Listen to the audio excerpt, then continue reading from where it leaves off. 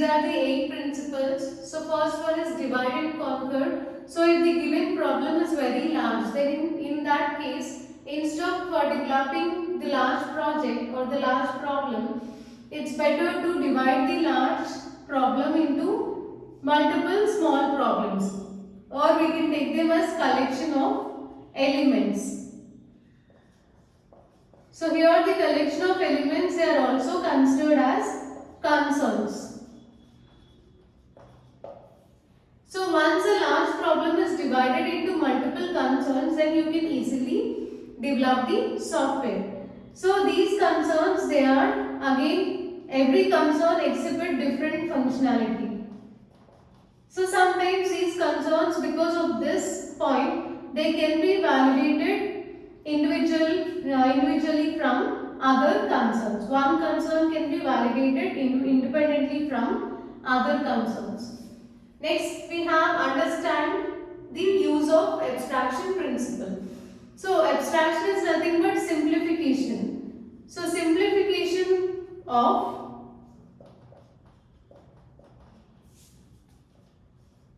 elements of system into single phase, so that communication will be easy. So simplification of elements of a system to communicate that in order to communicate, the elements, they are simplified into a single phrase. And this abstraction, so software developers, they use, or they begin with low levels of so software developers, they begin with high levels of abstraction. Example for this is spreadsheet.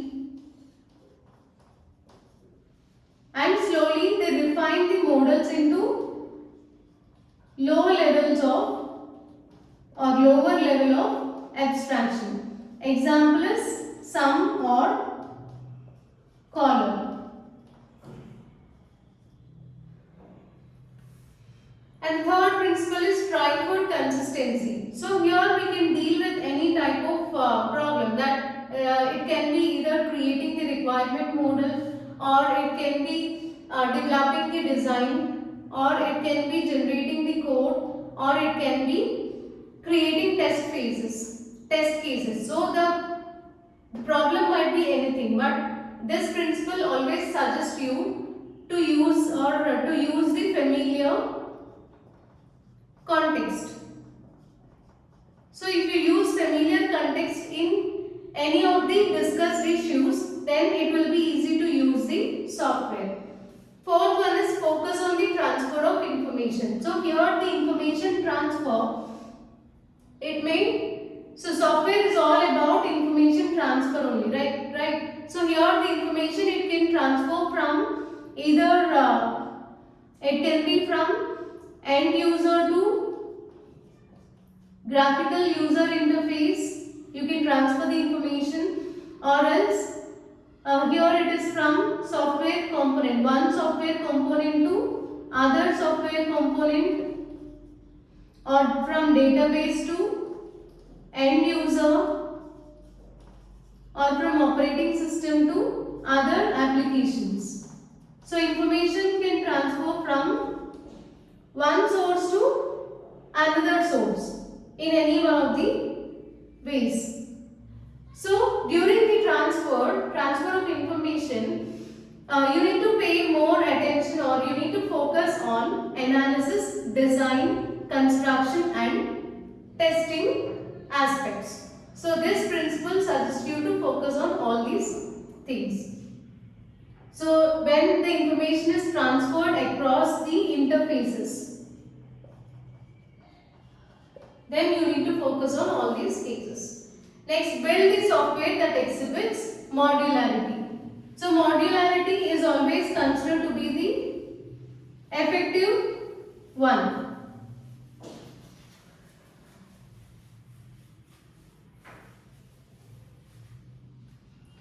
So in this case, module, it should always focus on one constrained aspect of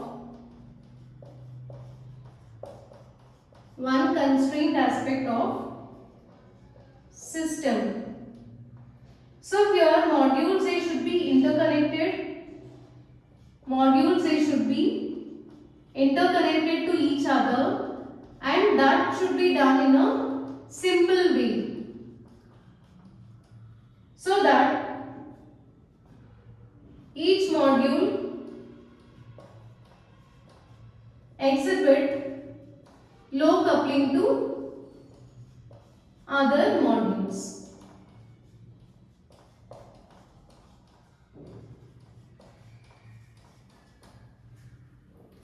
So modularity focus on one constrained aspect of the system. Here the modules, they should be interconnected to each other in a simple way, and each module should exhibit low coupling to other modules. Then look for patterns. So I am erasing this part. Look for pattern. So the goal of patterns within the software community is to create body of literature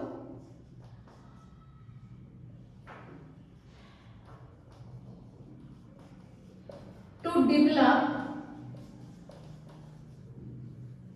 or to help developers create body of literature to help developers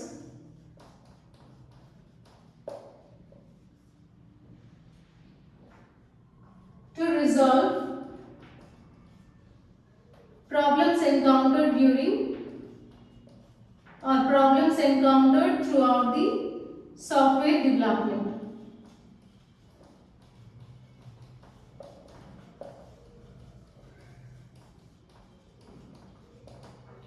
So always create a body of literature. Pattern, it mainly focus on creating the body of literature. So through this body of literature, it is helping the developers in order to resolve the problems which are encountered during software development. And the seventh one is represent the problem and its solution from number of different approaches. So here, when the problem and solution, if they are viewed or if they are represented in different viewpoints,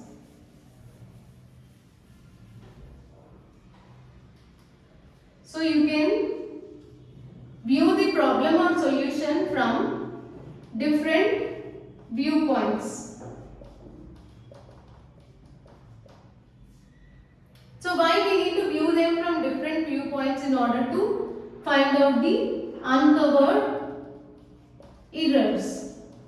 So you will get greater insights if you view problem from different angles, so that you can find out the errors which are not detected in early phases, and also it helps you to find out whether there is any omitted data, or else it will check for ambiguity.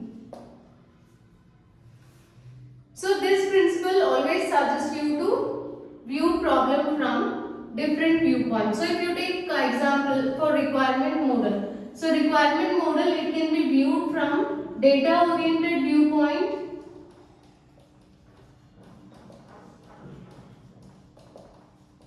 function oriented viewpoint, or else behavior oriented or behavioral viewpoint. And last one is, remember that someone will maintain the software. So during the long run or over a long run, so someone should maintain the software which is developed by one team, because here you need to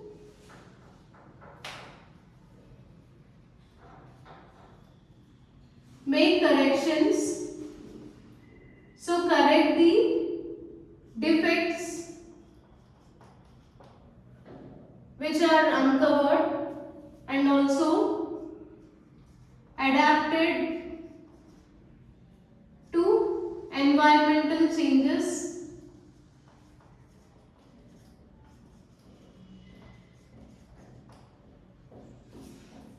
and enhance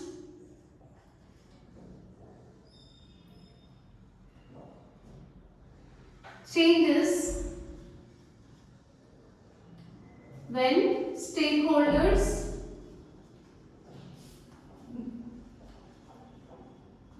request for more capabilities. So over a long run, someone might need to make corrections to the code. So when they detect any defects over a long run, then they need to make corrections. Or else, if there is any change in environment, then in that case, the software should be adapted to the environmental changes. Or you need to enhance changes when stakeholders request for new capabilities, or if they request to add few more requirements to the software. So always this principle suggests you to use a solid software engineering practice throughout the software process. So these are all the principles that guide the practice.